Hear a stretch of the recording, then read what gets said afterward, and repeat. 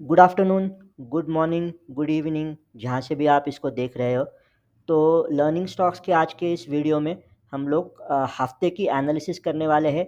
ये जो अभी बीता हफ्ता मार्केट का था 13 जनवरी से लेकर 17 जनवरी तक का, उसका हम लोग एनालिसिस करेंगे और समझने की कोशिश करेंगे कि मार्केट में हो क्या रहा है, जिसका हम लोग अगले हफ्ते में या उसके अगले हफ्ते में कंटिन्यूएशन में सारी चीज़ों का देख के इस्तेमाल कर सकते हैं, क्योंकि चीज़ें कंटिन्यूएशन में होती है। अगला जो हफ्ता है ये पिछले हफ्ते के साथ कनेक्टेड रहेगा। ऐसा नहीं होगा कि अगला हफ्ता टोटली डिफरेंट रहेगा जिसका पिछले हफ्ते के साथ कोई संबंध नहीं है, ऐसा तो कभी होगा नहीं। तो कंटिन्यूएशन में सारी चीज़ें हैं। तो पिछला हफ्ता कैसे गया ये देख के हमको अगला हफ्ता प्लान करने में आसानी रहेगी। तो हम लोग क्या देखने वाले हैं, हम लोग देखने वाले हैं कि एग्जैक्टली हुआ क्या मार्केट में, क्या हो रहा था। हम लोग ये समझने की कोशिश करेंगे कि ये क्यों हो रहा था। फिर हम लोगों को ये भी समझना है कि हमको कैसे रिएक्ट करना है अब आगे चल के, क्योंकि मार्केट में जो चल रहा है उसके ऊपर कंट्रोल तो हमारा कुछ है नहीं, बट रिएक्शन तो हम लोग का कंट्रोल कर सकते हैं। तो रिएक्शन को हमको कंट्रोल करना है और फिर हम लोगों को कुछ सीखना भी है। तो हर हफ्ते में हम लोग कुछ स्टॉक स्पेसिफिक एग्जांपल्स लेंगे कि कभी-कभी हेडलाइन नंबर्स देख के थोड़ा-सा या तो missed out feeling, left out feeling आता है, या तो फिर डर का माहौल आ जाता है कि अरे! ये स्टॉक 10%, 15%, 20% बढ़ गया या घट गया। क्या हम लोग उसमें से कुछ सीख सकते हैं? तो हम लोग ज़रूर कुछ सीखने की कोशिश करेंगे। और फिर हम लोग मार्केट का मूड एनालाइज़ करने की कोशिश करेंगे कि भई फ़िलहाल माहौल कैसा है? अम, न उसका यूज़ करके हम लोग हमारे बाइंग सेलिंग को थोड़ा-सा फाइन ट्यून कर सकते हैं। तो चलिए फिर without wasting any further time फटाफट शुरू करते हैं। तो हुआ क्या? इस हफ्ते में कुछ मिला-जुला हिसाब था। पिछले हफ्ते में जो था उसके मुकाबले में हम लोग कंपेयर करने की कोशिश करते हैं, तो पिछले हफ्ते में निफ्टी गिरा 3%, इस हफ्ते में भी गिरा बट सिर्फ आधा परसेंट। निफ्टी 500 का भी वही हाल है, पिछले हफ्ते में 5% नेगेटिव था, इस हफ्ते में 0.2% नेगेटिव था। निफ्टी मिड कैप और स्मॉल कैप इस हफ्ते में थोड़े-थोड़े पॉजिटिव थे, हल्के-हल्के थे बट अ, थोड़े-थोड़े थे। तो 6% और 7.5% गिरने के बाद फिर 0.2% पॉजिटिव दिखे मिड कैप और स्मॉल कैप इंडेक्स। अ, तो इनका हम लोग एक बार फटाक से चार्ट भी देख लेते हैं, तो शायद कुछ समझने में आसानी होगी। तो चार्ट हम लोग देखते हैं। सबसे पहले तो निफ्टी का ही देख लेते हैं।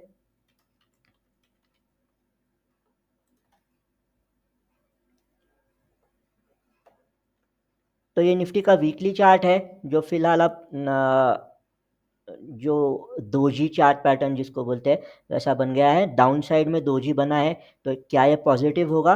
देखेंगे अगले हफ्ते में क्या रिएक्शन आता है। अगर हम डेली चार्ट को देखते हैं, जो असली कहानी बताएगा, फ़िलहाल ये वॉल्यूम को थोड़ा-सा हम लोग हाइड कर देते हैं। असली कहानी बता रहा है, मंडे को बहुत ज़बरदस्त सेलिंग आई मार्केट में, पैनिक सेलिंग आए। उस टाइम पे हम लोगों का ये चल रहा था डिस्कशन कि क्या ये पैनिक बॉटम बन रहा है? फिर उसके बाद ट्यूसडे को कुछ हुआ नहीं, फिर वेडनेसडे, थर्सडे 2 दिन अगर आप ये चीज़ों को देखोगे तो गैप अप हुआ और फिर थोड़ा-सा नीचे आया, गैप अप हुआ और थोड़ा-सा नीचे आया। और ये अच्छा नहीं होता है कभी, क्योंकि डाउन ट्रेंड है फ़िलहाल निफ्टी का शॉर्ट टर्म में। तो ये शॉर्ट टर्म डाउन ट्रेंड में अगर इस तरह से मूवमेंट दे रहा है कि गैप अप होने के बाद प्राइस नीचे आ रहा है, तो it is not giving you a good sign. और फिर फ्राइडे को वापस से सेलिंग चालू हो गई। तो ये कुछ ख़ास रिकवरी नहीं रही इस हफ़्ते में, और कुछ ख़ास मज़ा भी नहीं आया, बट एटलीस्ट नीचे गिरने का जो सिलसिला था वो थोड़ा-सा कम हुआ है। वॉलेटिलिटी बढ़ी है लेकिन, क्योंकि अगर हम फिर से डेली चार्ट को देखते हैं तो पिछले हफ़्ते का डेली चार्ट देखेंगे तो पूरा कंटीन्यूअस नेगेटिव था। तो ये कुछ हो ही नहीं रहा था, समझ में आ रहा था कि नीचे ही जा रहा है। इस हफ़्ते में वॉलेटिलिटी ज़्यादा थी। तो वॉलेटिलिटी ट्रेडर को सबसे ज़्यादा मारती है, ना एनालिसिस मारता है, ना कुछ और मारता है, वॉलेटिलिटी सबसे ज़्यादा मारती है, तो इसमें वॉलेटिलिटी थी। यही सेम चीज़ शायद हमको निफ्टी 500 में भी दिखेगी, जो 500 सबसे बड़ी कंपनीज़ का एक इंडेक्स है, तो इसमें गिरावट थोड़ी कम है compare to Nifty, but same structure है कि गैप अप होने के बाद थोड़ा-सा नीचे आ रहा है, गैप अप होने के बाद थोड़ा-सा नीचे आ रहा है, गैप अप होने के बाद थोड़ा-सा नीचे आ रहा है। शायद लोगों को अभी तक इतना कॉन्फिडेंस नहीं आ रहा है जो कुछ भी हो रहा है उसके अंदर। सेंटिमेंट वीक होने का ये क्लियर सिग्नल होता है। फिर निफ्टी मिड कैप की अगर हम लोग बात करते हैं, तो यहाँ पे माहौल थोड़ा सा ठीक है। ठीक मतलब अब क्या है कि हर सब्जेक्ट में फेल हो गया उससे अच्छा है कि भाई 2-3 सब्जेक्ट तो निकल गए, वो वाला हाल है। Not completely out of the woods, but थोड़ी सी बाइंग यहाँ पे हो रही है, दिख रही थी। मंडे के बाद यहाँ पे ज़्यादा स्ट्रॉन्ग रिकवरी आई और यही फिर स्मॉल कैप में भी शायद हमको दिखेगी। सेम सिचुएशन यहाँ पे भी है। तो निफ्टी में बार बार सेलिंग आ रही है, और स्मॉल कैप और मिड कैप में थोड़ी थोड़ी रिकवरी दिख रही है। तो इसको कैसे समझे? तो इसको ऐसे समझना है कि निफ्टी इंडेक्स है। देखो अभी कैसा है कि इंडेक्स में दो चीज़ें होती है। एक तो इंडेक्स मैनेज्ड होता है, क्योंकि इंडेक्स एक ग्रुप ऑफ कंपनीज है। इंडेक्स कोई अकेला कंपनी नहीं है। तो निफ्टी में जो 50 कंपनियां हैं उनका ये ग्रुप है। निफ्टी 500 500 कंपनियों का ग्रुप है। मिड कैप स्मॉल कैप 100 हम लोग देख रहे हैं, तो ये 100 कंपनियों का ग्रुप है। अब ग्रुप होने की वजह से कभी कभी क्या हो जाता है कि किसी एक सेक्टर का या किसी एक चीज़ का पॉजिटिव या नेगेटिव इफेक्ट उस इंडेक्स पे आता है, तो वो मैनेज हो जाता है। तो निफ्टी में जैसे फ्राइडे को इन्फोसिस नेगेटिव था, तो आईटी इंडेक्स नेगेटिव था, तो उसका वेटेज निफ्टी में बहुत है। तो आईटी के शेयर्स नीचे आ गए। इन्फोसिस शायद 5% से भी ज़्यादा नीचे था फ्राइडे को। तो इसका इफेक्ट निफ्टी पे पड़ेगा, ऑब्वियसली पड़ेगा, क्योंकि वेटेज का चक्कर होता है ये सारा। दूसरा ये होता है कि इंडेक्स में होता है एफ एंड ओ का ट्रेडिंग, और इंडेक्स में एफ एंड ओ का ही ट्रेडिंग होता है, क्योंकि इंडेक्स कोई कंपनी है नहीं कि जिसके हम लोग शेयर्स खरीदेंगे। तो ईटीएफ अलग बात है, बट इसमें डे टू डे बेसिस पर एफ एंड ओ का ट्रेडिंग होता है, जो इंडेक्स को कभी कभी बांध के रखता है, क्योंकि शॉर्ट सेलिंग होती है। नॉर्मली शॉर्ट सेलिंग इंडेक्स में ज़्यादा अच्छे से कर सकते हैं। शॉर्ट सेलिंग मतलब आपको लग रहा है कि बढ़ना नहीं चाहिए, घटना चाहिए, तो आप सेल कर देते हो। आपके पास जो नहीं है वो भी सेल कर देते हो, तो ये शॉर्ट सेलिंग कर सकते हैं पुट खरीद के या फिर फ्यूचर्स को सेल करके। तो ये जो व्यू एक्सप्रेस करने वाला मामला है वो इंडेक्स में ज़्यादा एग्रेसिव होता है, क्योंकि उसमें वैसी अपॉर्चुनिटी है। तो ये हो रहा था मार्केट वाइड। अगर हम मतलब बेसिक ब्रॉडर मार्केट की हम लोग बात कर रहे हैं, तो ये हो रहा था। तो पिछले हफ्ते से अच्छा था, बट वॉलेटिलिटी बहुत है। अब क्या करना है, किस वजह से हो रहा है, ये पहले देखते हैं। तो ट्रेंड अभी भी नेगेटिव है, इसमें तो कोई शक नहीं है। मार्केट की ट्रेंड अभी भी नेगेटिव है। जैसे हम लोग हमेशा बोलते हैं कि एक ग्रीन कैंडल नेगेटिव ट्रेंड ख़त्म नहीं करती है, और एक रेड कैंडल भी पॉजिटिव ट्रेंड ख़त्म नहीं करती है। तो ये कंटिन्यूएशन होता है हमेशा। तो अभी तक ऐसा कोई बढ़िया वाला कंटिन्यूएशन यहाँ पे दिख नहीं रहा है। तो ट्रेंड अभी भी नेगेटिव है। अब यहाँ पे सेंटिमेंट्स भी वीक है। लोग सोच रहे हैं कि बाय करे कि ना करे, बाय करे कि ना करे। लेकिन यहाँ पे म्यूचुअल फंड्स बाय कर रहे हैं, इसका हम लोग डेटा भी देखेंगे, और म्यूचुअल फंड्स कहाँ पे बाय करते हैं ये भी समझने की हम लोग कोशिश करेंगे। फिर Q3 के रिजल्ट्स आ रहे हैं अभी, काफ़ी ज़ोर शोर से शुरू हो गया है Q3, क्वार्टर 3 के रिजल्ट्स आना। तो उसके रिएक्शंस भी प्ले आउट करते हैं। कुछ अच्छे रिएक्शंस पे शेयर अच्छे भागे, कुछ ख़राब रिएक्शंस पे शेयर बहुत तेज़ी से नीचे गए। तो ये रिएक्शंस कंपनी स्पेसिफिक रिएक्शंस काम करेंगे। और हमेशा ये याद रखना है कि जब कंपनी के रिजल्ट्स अच्छे हो, तो मार्केट भले ही नेगेटिव हो, शेयर भागेगा। अगर कंपनी के रिजल्ट्स खराब हो तो मार्केट भले ही अच्छा हो, शेयर नीचे आएगा। तो कंपनी स्पेसिफिक होगा ये सारा। Q3 के रिजल्ट्स आ रहे हैं। अब एफआईआई की सेलिंग चल रही है, लेकिन अब ये डेरिवेटिव्स में ज़्यादा है। तो ये इसका डेटा हम लोग देख लेते हैं फटाफट। तो ये एफआईआई डीआईआई का डेटा है, जो आप मनी कंट्रोल में या फिर जो डेटा एग्रीगेटर्स है ना, मनी कंट्रोल हो गया या फिर स्टॉक एज हो गया, इनमें आप देख सकते हो। तो जैसे अभी देखो यहाँ पे कैश मार्केट में अगर आप देखते हो मंथ टिल डेट, यानी अभी तक जनवरी की हम लोग बात करते हैं, तो ये एफआईआई का डेटा है, और ये राइट हैंड साइड में डीआईआई का डेटा है। तो एफआईआई का डेटा जो है ये वाला लेफ्ट हैंड साइड वाला, राइट हैंड साइड वाला डीआईआई का है। एफआईआई ने 46,000 करोड़ का सेलिंग किया है, 46,500 करोड़ का, लेकिन DIIs ने बाइंग भी किया है, 49,300 करोड़ का बाइंग किया है। तो जैसे हमेशा बोला जाता है कि यार मार्केट क्यों गिर रहा है, तो आजकल होता है FII सेल कर रहे हैं। यहाँ पे FII कैश मार्केट में नहीं सेल कर रहे हैं, या फिर FII सेल कर भी रहे हैं तो उसको बराबर मैच हो रहा है, DII का बाइंग मैच हो रहा है। तो फिर प्रॉब्लम कहाँ पे है? प्रॉब्लम आगे आएगी आपको F&O में। अगर आप F&O का डेटा चेक करोगे तो F&O का डेटा बता रहा है आपको कि F&O में सेलिंग हो रही है। तो ये 10,000 करोड़ का सेलिंग हो रहा है FIIs का इंडेक्स में और इंडेक्स फ्यूचर्स में और इंडेक्स ऑप्शंस में भी। तो ये सेलिंग हो रहा है। जैसे मैंने कहा कि इंडेक्स जो है वो F&O से बंधा हुआ है और F&O में शॉर्ट टर्म में बहुत वॉलेटिलिटी हो सकती है, जिसकी वजह से इंडेक्स बहुत ज़्यादा मूवमेंट शायद ना दिखाए। तो ये हमेशा याद रखना होता है कि F&O से बंधा हुआ होता है इंडेक्स, तो उसके चलते ये सारी चीज़ें आपको देखने को मिलेगी। तो FIIs F&O में ज़्यादा सेलिंग करते हुए दिख रहे हैं अभी फ़िलहाल, या फिर उनकी एक्टिविटी वहाँ पे ज़्यादा बढ़ रही है ऐसा लग रहा है। कैश मार्केट में अभी शायद अभी उनको सेल करने का कोई ख़ास वजह दिख नहीं रही है, क्योंकि स्टॉक्स पहले से ही गिरे हुए हैं, तो गिरे हुए स्टॉक्स में कौन सेल करना चाहता है, तो शायद वो वजह हो सकती है। FIIs डेरिवेटिव्स में ज़्यादा एक्टिव है। अब यहाँ पे पॉजिटिव ट्रिगर्स दिख नहीं रहे। बजट है, बट बजट से पिछले बजट में फाइनेंस मिनिस्टर ने टैक्स का शॉक दे दिया था लोगों को, तो अब उनको पता नहीं है कि अगला क्या होने वाला है। तो बजट से लोग खुश तो मतलब एक्सपेक्टेशंस तो है, तो नॉर्मली जो रहते हैं कि रेलवे, डिफेंस, इंफ्रास्ट्रक्चर, लेकिन वो शेयर्स अब पहले से ही इतने बढ़े हुए हैं कि उनमें फ्रेश बाइंग करने का लोगों का मन नहीं कर रहा है। कि जो शेयर पहले से ही 4 या 5 गुना बढ़ा है, तो उसमें थोड़ा-सा 10, 15, 20, 25% करेक्शन आने के बाद बाय करने का मन नहीं करता है। तो उसमें बाय करने का मन नहीं कर रहा है, और फिर पॉज़िटिव क्या देखना है ये लोगों को समझ में नहीं आ रहा है। लोगों का मूड जो होता है ना, वो बहुत जल्दी बदलता है। लोगों का मार्केट में लोगों का मूड छोटे बच्चे की मूड की तरह होता है, जो बात-बात पे बदलता रहेगा। तो फिलहाल लोगों का मूड थोड़ा-सा सर्कमस्पेक्ट है, कि लोग बोल रहे हैं नहीं-नहीं वो देखते हैं, अभी वेट करो, थोड़ा-सा वेट करो, सब होल्ड करो।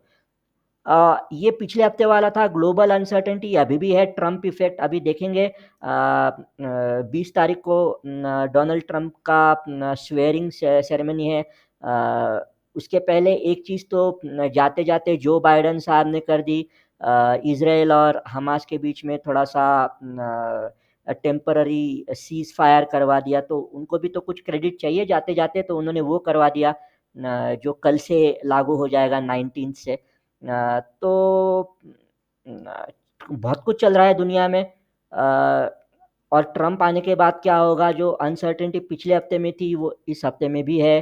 ट्रम्प प्रो अमेरिका है, तो अगर उन्होंने यूएस में बहुत कुछ यूएस मार्केट को ट्रिगर करने के लिए कुछ अगर कर देते हैं, तो ऑब्वियसली अमेरिकन फंड्स के या फिर जो बड़े-बड़े ट्रेडर्स हैं, यूएस के ट्रेडर्स हैं जो बाहर पैसा लगा रहे हैं, वो शायद पैसा वापस यूएस में लेके आए, हो सकता है। तो बट अभी भी वो अनसर्टेनिटी है, क्योंकि पता नहीं है। डोनाल्ड ट्रम्प थोड़े से जिसको कहते हैं कि बहुत डायनामिक पर्सनैलिटी है, रिलायबल तरीके से काम शायद नहीं करते वो, मतलब वो थोड़ा-सा एकदम इंस्टिंक्ट पे या इम्पल्स पे काम करने वालों में से है। तो लोगों को अभी समझ में आना है कि इस बार वो क्या करेंगे। तो ये अनसर्टेनिटी अभी भी है। तो ट्रेंड नेगेटिव है, लोगों का सेंटिमेंट नेगेटिव है, लोग अब सोच रहे हैं करें कि नहीं बाय, करें कि नहीं बाय, ये सोच रहे हैं। और फिर लोग ये भी कर रहे हैं कि हायर प्राइसेस पे जहाँ पे लोग फँसे हुए हैं या फिर जिनका प्रॉफ़िट कम हो रहा है, वो वापस बेचने की कोशिश करेंगे। तो ये तो हमेशा होता है। तो ये क्या होता है, तो जैसे अभी देखिए आप समझ लीजिए, एक एग्ज़ाम्पल हम लोग लेते हैं, एक रेलवे स्टॉक है IRFC, जो काफ़ी पॉपुलर रेलवे स्टॉक रहा है। तो अब इसमें देखिए आप मूवमेंट अगर आप देखते हैं, तो ये किसी ज़माने में ₹30 का स्टॉक था। ये किसी ज़माने में क्या, जून 2023 में ₹30 का स्टॉक था। फिर ये जुलाई 2024 में हो गया ₹222 का स्टॉक। तो 1 साल में आप कैलकुलेट कर लो कितना बढ़ा है। अब उसके बाद इसमें सेलिंग आ गई, तो सेलिंग तो आएगी क्योंकि इतना प्रॉफ़िट अगर किसी को मिल रहा है तो उसमें से थोड़ा बहुत प्रॉफ़िट बुकिंग करना तो बनता है। अब ह क्या हो गया इसमें कि हर एक राइज़ के बाद जब भी प्राइस बढ़ेगी, तो जिन्होंने बेचा नहीं, वो डर के बेचने की शायद कोशिश करेंगे। लोगों ने अरे चलो अच्छा हुआ थोड़ा-सा बढ़ गया है बेचेंगे। क्या ये ऐसा हो सकता है? बिल्कुल हो सकता है। जो शेयर्स बहुत बढ़ चुके हैं, इनमें तो ये चीज़ें हो ही सकती है। अ, अब हमको क्या करना है? तो हमको पिछले हफ्ते का जो फ़ॉर्मूला था वही कंटिन्यू है, उसमें एक चीज़ ऐड हम करने वाले हैं इस बार। तो वही चीज़ करनी है कि लीवरेज को अवॉइड करना है, उधार के पैसों से बाइंग सेलिंग मत करो। वॉलेटिलिटी जैसे हमने देखा बढ़ रही है और ये शायद अगले 1-2 हफ्ते और बढ़ेगी। बजट तक तो बहुत वॉलेटिलिटी रह सकती है या फिर मार्केट एकदम से शांत हो जाएगा, देखेंगे क्या होता है। नॉर्मली बजट कई किसी बड़ी न्यूज़ के पहले मार्केट या तो बहुत ज़्यादा वॉलेटाइल हो जाता है या फिर बहुत शांत बैठ जाता है कि एंटिसिपेशन में देख रहे हैं, वेट करेंगे क्या हो रहा है। तो लीवरेज यूज़ मत करो, उधार के पैसे से मत करो। बॉटम मत ढूँढो अभी भी, जो नीचे जा रहा है उसको नीचे जाने दो, जब वो ऊपर जाने लगेगा तब पता चल जाएगा, तो बॉटम अभी भी मत ढूँढो किसी भी चीज़ में। न रिज़ल्ट्स के एंटिसिपेशन में बाय मत करो। तो क्योंकि रिज़ल्ट रिएक्शंस बहुत वॉलेटाइल होते हैं कभी-कभी, तो जैसे इन्फोसिस का बहुत क्लासिक एग्ज़ाम्पल है कि रिज़ल्ट्स काफ़ी अच्छे थे, ठीक-ठाक थे, बट यूएस में जो उनका न डिपॉज़िटरी रिसीट है या फिर यूएस में जो लिस्टेड शेयर है इन्फोसिस का, वो ओवरनाइट गिर गया और जिसकी वजह से फ्राइडे में इन्फोसिस का मार्केट शेयर भी नीचे आ गया 5%, उतना ही जितना एडीआर, क्योंकि ऑब्वियसली दोनों एक ही चीज़ है। तो एंटिसिपेशन नहीं था किसी को भी कि इन्फोसिस के एडीआर में ऐसा कुछ होगा। तो एंटिसिपेशन में बाय मत करो, थोड़ा-सा लेट बाय करोगे तो चल जाएगा। न 2-4% कम प्रॉफ़िट आएगा तो ये चल जाएगा, लेकिन न फँसने के चांसेस कम रहते हैं। तो रिज़ल्ट को एंटिसिपेट करके बाय मत करो। ये बहुत ज़रूरी हो जाता है। अभी भी फ़ॉरेन एक्सपोज़र को थोड़ा-सा अवॉइड करना है। जो भी कंपनी फ़ॉरेन एक्सपोज़र है, जिसका जो भी एक्सपोर्ट ओरिएंटेड, जैसे आईटी में अभी हम देख ही रहे हैं कितना वॉलेटाइल है। मतलब जो रिज़ल्ट्स अच्छे नहीं थे, ठीक-ठाक थे, उसमें प्राइस बढ़ रही है और जो रिज़ल्ट्स ठीक-ठाक थे, उसमें कुछ हो नहीं रहा है और फिर वॉलेटिलिटी है, तो फ़ॉरेन एक्सपोज़र वाली कंपनीज़ को थोड़ा-सा अवॉइड करो। बाकी बहुत कुछ है, उनको देखो। और आखिरी चीज़ हम लोग ऐड करने वाले हैं वो ये है कि भई चार्ट देखो, अगर आप टेक्निकल एनालिसिस फ़ॉलो करते हो, चार्ट देखो, फिर आप पक्का कहीं न कहीं से रिकमेंडेशन तो लोगे ही, कोई न कोई न्यूज़ चैनल खोल के बैठोगे, कोई न कोई एक्सपर्ट वहाँ पे आपको आके बोल देगा कि ये शेयर ले लो, अच्छा है, ये 10 गुना बढ़ेगा, ये 2 गुना बढ़ेगा, ये 3, सब ठीक है, सब अपने-अपने हिसाब से सही भी होते हैं, लेकिन उसके साथ-साथ न्यूज़ भी चेक करना। हमेशा न्यूज़ भी चेक करना, क्योंकि ये जब मार्केट वीक होता है, तो उसमें सिर्फ़ वही शेयर्स बढ़ते हैं जिनमें न्यूज़ का सपोर्ट होता है। ये पॉज़िटिव मार्केट में भी होता है, बट पॉज़िटिव मार्केट में ये इतना दिखता नहीं है क्योंकि पॉज़िटिव मार्केट में सब कुछ बढ़ रहा होता है। तो न इतना इफ़ेक्ट दिखता नहीं है। लेकिन नेगेटिव मार्केट में जिन कंपनीज़ में न्यूज़ सपोर्ट होता है या फिर अच्छा कुछ हो रहा होता है, वो न बढ़ेंगे, नेगेटिव मार्केट में भी बढ़ेंगे। तो चार्ट देखो, रिकमेंडेशन देखो, उसके साथ-साथ न्यूज़ भी देखो। ज़्यादा अच्छे से रिएक्शन आएगा आपका। और जैसे हम पहले भी कहते आ रहे हैं, हम लोग बार-बार कहते हैं कि मार्केट में आपका रिएक्शन ही है जो आपको पैसे बना के देता है। फर्स्ट हैंड इन्फॉर्मेशन तो किसी के पास नहीं है कि कौन-सा शेयर कब बढ़ेगा। अगर होती तो लोग अपना घर बेच के पैसा लगा देते और 10 दिनों में उनके 2-3 और घर बन जाते। तो नहीं होता है, तो हमको रिएक्ट करना है। तो फिर से लीवरेज अवॉइड करिए, उधार के पैसे से मत कुछ करिए, बॉटम मत ढूँढिए जहाँ पे आपको पक्का समझ में आ रहा है क्या हो रहा है, वहीं पे बाइंग करिए, बॉटम मत ढूँढिए कि 40% गिर गया, कितना और गिरेगा? और 40% गिर सकता है, किसने नहीं बोला है? एंटिसिपेशन पे बाय मत करिए, रिजल्ट्स को आने दीजिए, उनको समझ लीजिए। तो एडीआर क्यों गिरा इन्फोसिस का? तो बोल रहे हैं कि Q4 का उनका गाइडेंस वीक था, थोड़ा-सा कंपैरेटिवली। तो नुक्स ढूँढते हैं। जैसे हम लोग हमेशा बोलते हैं कि खराब मार्केट में लोग नेगेटिव चीज़ों को ज़्यादा ग्लोरीफाई करते हैं और पॉज़िटिव मार्केट में पॉज़िटिव चीज़ों को ज़्यादा ग्लोरीफाई करते हैं, तो ऐसे कुछ होता है। तो ये हमेशा याद रखना है, एंटिसिपेशन नहीं करना है। और फिर फॉरेन एक्सपोज़र वाली कंपनीज़ को अगले कुछ हफ्तों के लिए तो अवॉइड कर ही दो, क्योंकि अभी ट्रम्प आ रहे हैं, तो ये न सब न इंटरनेशनल मार्केट में कुछ जो उथल-पुथल होगी या फिर हो सकती है या फिर नहीं भी होगी, किसको मालूम है। बट केयरफुल रहना हमारा काम है एज़ प्रोफ़ेशनल ट्रेडर्स।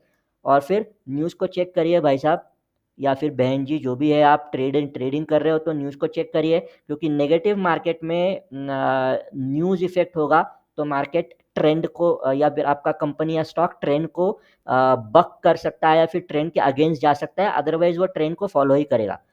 तो ये आपको पक्का करना है, ये बहुत काम की चीज़ है, तो इसको ध्यान में रखिए। और फिर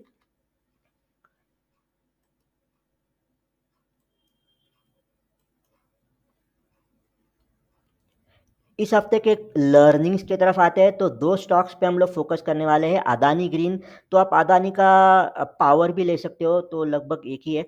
और कल्याण ज्वेलर्स, तो एक 15% के करीब ऊपर था, दूसरा 20% के करीब नीचे था।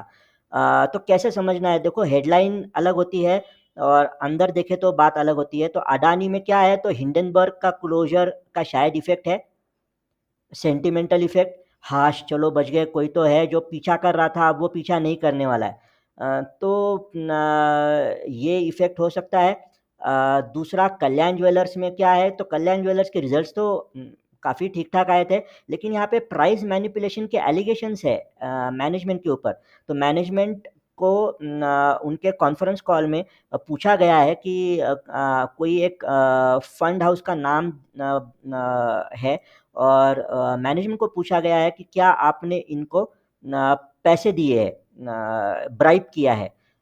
तो ये प्राइस मैनिपुलेशन के एलिगेशंस है, तो जिसको मार्केट बहुत सीरियसली लेता है। तो ये इफ़ेक्ट है। अब इनके हम लोग चार्ट पे आते हैं, तो दोनों चीज़ें हैंड इन हैंड कैसे जाती है वो समझने में आपको आसानी रहेगी। तो अदानी ग्रीन का चार्ट देखते हैं। सबसे पहले जो पॉज़िटिव है उसको पहले देखेंगे। तो अदानी ग्रीन,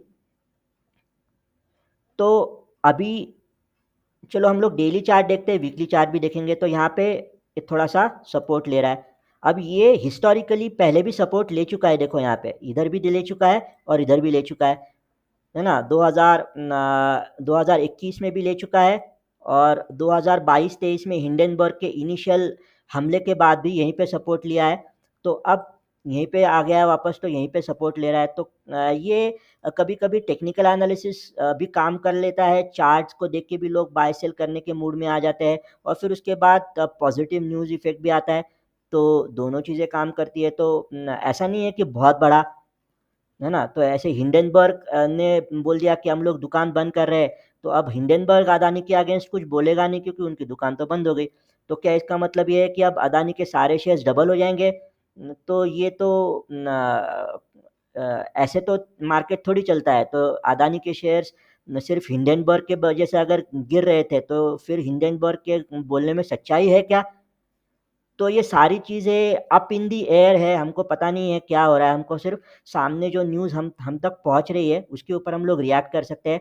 तो रिएक्शन ये है कि हिंडनबर्ग का थोड़ा-सा जो रिलीफ़ था, जिसकी वजह से प्राइस ऊपर गई, बट ऐसा नहीं है कि हिंडनबर्ग चला गया तो अब अदानी को सब कुछ छोड़ो और अदानी के सारे शेयर्स को खरीदो, क्योंकि बाकी चीज़ें भी काम करेंगी। तो ये चीज़ें आपको ध्यान में रखनी है। तो प्राइस बढ़ी, लेकिन ये सपोर्ट का इफ़ेक्ट भी हो सकता है और फिर उसके साथ-साथ हिंडनबर्ग का एक एडिशनल बेनिफिट उनको शायद इस हफ्ते में मिला। अब कल्याण ज्वेलर्स की हम लोग बात करते हैं, जहाँ पे प्राइस मैनिपुलेशन का एलिगेशन है।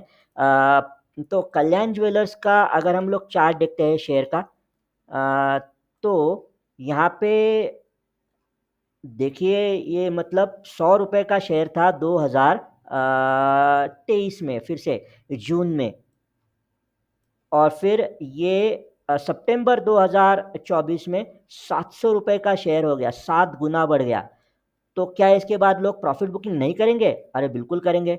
और उसके साथ-साथ अगर कुछ एलिगेशंस लगते हैं, तो क्या लोग ज़्यादा बेचेंगे? तो बिल्कुल बेचेंगे। तो ये इस हफ़्ते का है, ये 5 कैंडल जो है ये इस हफ़्ते के हैं। हम लोग गिन सकते हैं, 1, 2, 3, 4, 5, ये 5 कैंडल इस हफ़्ते के हैं। तो क्या फॉल इसी हफ़्ते शुरू हुआ था? बिल्कुल नहीं, ये तो पहले से ही चल रहा था, देखिए।